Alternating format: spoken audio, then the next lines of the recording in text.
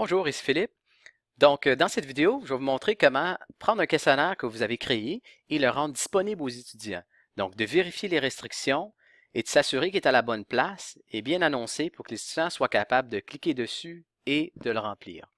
Donc, à partir de la page d'accueil, on clique ici Modificateur de cours. On clique sur l'outil questionnaire. Et ensuite, on sélectionne le questionnaire qu'on veut rendre disponible. On voit bien ici qu'il est inactif. Donc, quoi que ce soit, l'étudiant ne sera pas capable de cliquer et de faire le questionnaire. Donc, on clique dessus. Et on passe tout de suite à l'onglet ici Restrictions. Première chose qu'on peut faire ici, c'est de le rendre actif. Donc, en sélectionnant ici, actif. Et souvent, qu'est-ce qu'on veut faire? C'est donner une date d'échéance. Donc, à quel moment est-ce que ce questionnaire-là est dû? Ou tout simplement une date de début, une date de fin. Donc, à quel moment est-ce que l'étudiant peut y avoir accès et à quel moment est-ce que l'accès est retiré, qui est différent que le temps alloué. Donc, le temps alloué, c'est une fois que l'étudiant a cliqué dessus, combien de temps a-t-il pour le compléter? Si on revient en haut ici, la disponibilité, c'est pendant quelle période est-ce que l'étudiant a accès à cliquer sur le test pour le débuter.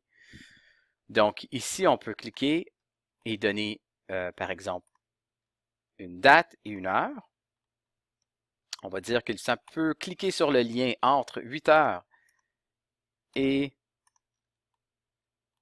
on descend ici, et midi, le 13.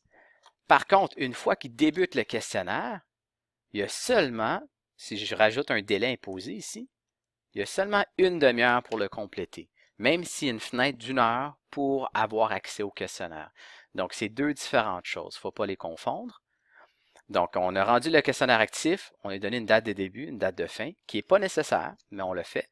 L'autre chose que je recommande, c'est de l'afficher dans le calendrier. Donc, aussitôt que l'étudiant rentre sur la page d'accueil du cours, à la droite, dans le calendrier ECT, il va avoir un lien qui permet à l'étudiant de cliquer et de se rendre au questionnaire. Donc, je vais faire ça ici. C'est possible aussi d'ajouter une condition de diffusion, mais pas nécessaire dans cette situation ici. Donc, des fois, qu'est-ce qui arrive? C'est ces réglages ici sont cachés. Pour voir le mot de passe et les restrictions IP, on doit cliquer ici sur « Développer les restrictions avancées facultatives ». En cliquant ça, c'est possible de mettre un mot de passe. Évidemment, le mot de passe doit être entré dans le questionnaire avant de le débuter par l'étudiant.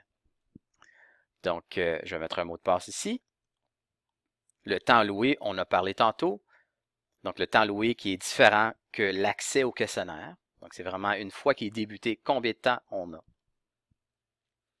Ensuite, une fois qu'on l'a débuté, si l'étudiant est en retard ou il dépasse le délai, qu'est-ce qui arrive? Est-ce que l'étudiant peut continuer à travailler?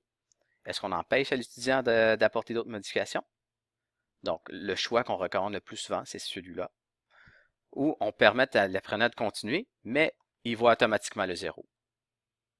L'accès spécial est un réglage qui permet à l'enseignant de donner un accès spécifique à un différent temps ou qui a des différentes restrictions à un groupe sélectionné dans le cours. Donc, par exemple, un étudiant est malade, ne peut pas se présenter au test. C'est possible de dire que tout le monde a accès de telle heure à telle heure, mais que l'étudiant qui a manqué le test peut y avoir accès plus longtemps ou le lendemain, etc., etc. Donc, on va choisir ici accès spécial au questionnaire. On inclut l'utilisateur. Donc, si on clique ici, on peut modifier les restrictions. Par exemple, on garde la même date, mais on va peut-être prolonger ici et lui donner jusqu'à 14 heures. Le délai, on peut le changer. Donc, on peut imposer un différent délai ici. Peut-être lui donner 60 minutes au lieu de 30. Et on peut changer le comportement si jamais il y a un retard. Donc, toutes ces choses-là peuvent être spécifiques si on les choisit, si on choisit l'étudiant dans l'accès spécial. Donc, là, l'idée, c'est qu'on vient en bas ici et on choisit les étudiants qui vont avoir cet accès spécial. Je vais faire inclure. Et on voit maintenant que nos accès réguliers sont ici et nos accès spéciaux sont ici, spécifiques aux étudiants sélectionnés. Merci.